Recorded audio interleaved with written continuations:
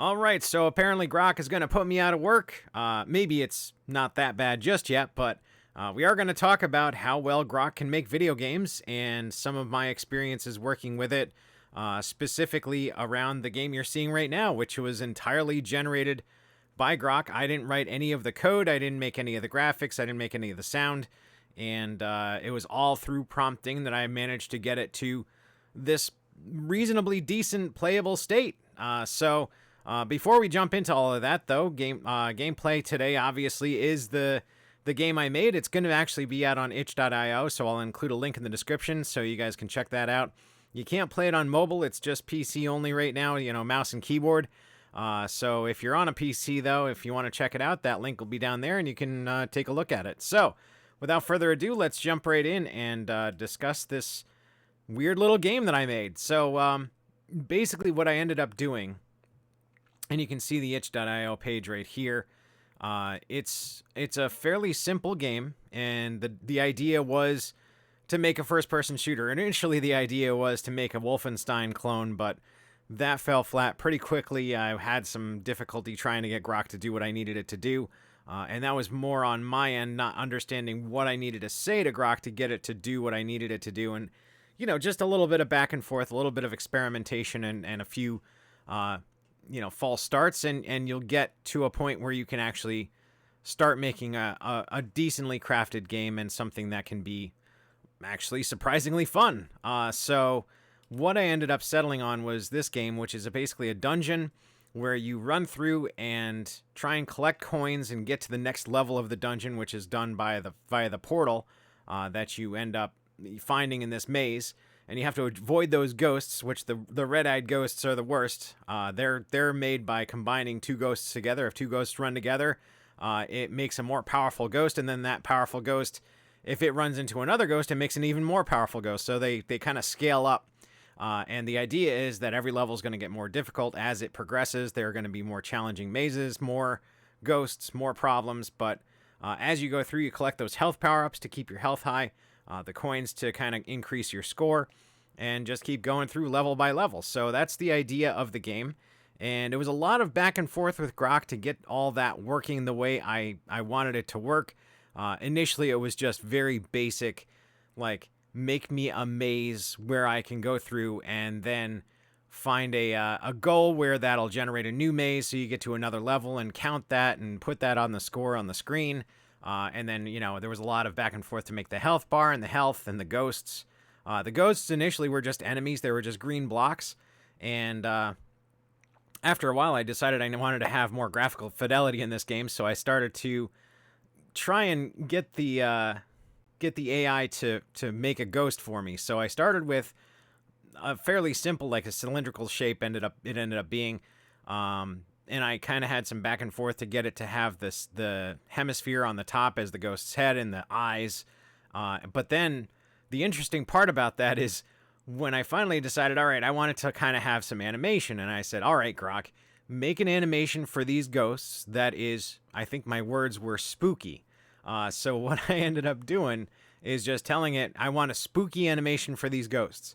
And Grok kind of went back and interpreted that as the ghost should, like, kind of bounce up and down slowly in a very ghostly fashion, and it was perfect. And it kind of knew what a ghost should do in this kind of a setting, and that was the animation, and it worked out great. So it does have a lot of that intuitive nature to it now, which I attribute to the sheer size of Grok 3, just the amount of training and parameters that go into that thing, because I think we're in the trillions of parameters now, so that has a huge impact on inferencing those kind of very subtle things.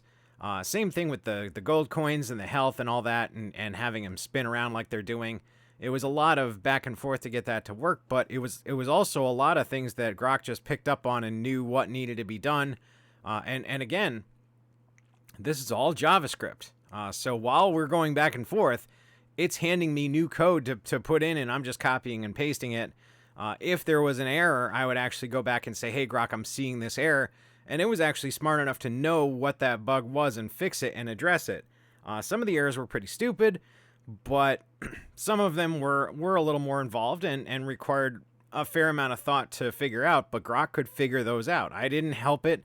I didn't tell it what to do. I let it figure out what those bugs were and fix them themselves itself. So it's very advanced in that capacity in terms of making a JavaScript game, in terms of writing web code, in terms of writing code in general. It's very sophisticated. Now, where it does fall flat is texturing.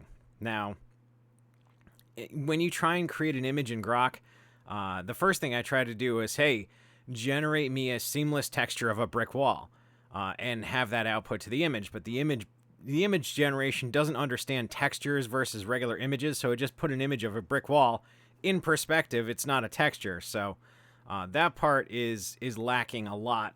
However, as I was making this game, I said, hey, can you procedurally generate a texture for the floor? And I had it do the texture for the floor as noise, and I told it to do a brick wall for the walls, and it procedurally generated it in JavaScript and created a normal map for it. And so it created the texture in the code, and it looks all right. The pillars also were a noise pattern. I mean, they're simple textures, but they work very well for this style of game. And like I said, that also was Grok. The other thing is the sound effects. Now, I got the audio off here, but let's just raise the audio up so you can hear that warbling kind of sound. That's the ghosts. I said I want to procedurally generate a warbly kind of sound for the ghosts and have that fade in and out according to the distance. Every other sound effect in this is also made by Grok, procedurally generated in the JavaScript.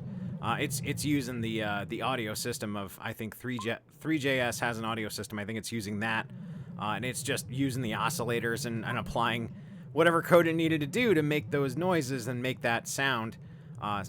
Same thing with those pickups, like that little gold coin sound, the health sound.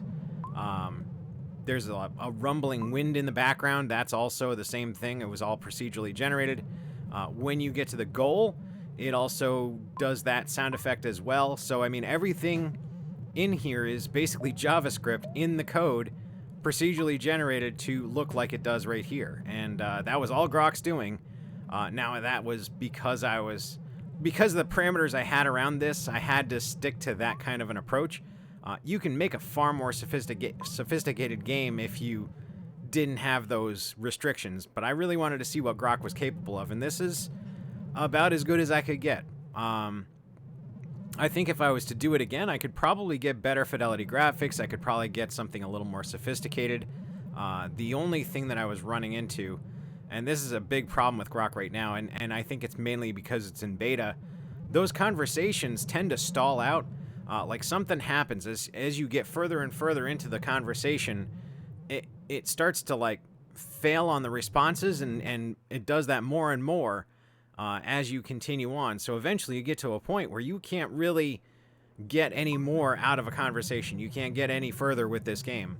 Now, there's the sound effect for the portal, so that takes you to the next level, and that's the sound effect, and that again procedurally generated. It's the real gotcha, like I said, is related to that like memory problem or something. It stalls out. Now I think there's a way around that for it to be able to pick up kind of where it left off. Now I tried to pick up the conversation using the link, and that doesn't always work. But I was also thinking, if you can upload all the code back to Grok and start a new conversation, then you'd start fresh with that code. And in theory, an XML chain set should work. Either an XML chain set or like some other methodologies. You could actually tell it like the file tree and then like copy and paste the code as it asks for it. I don't know. I think there's a variety of different ways to pick it up where it left off.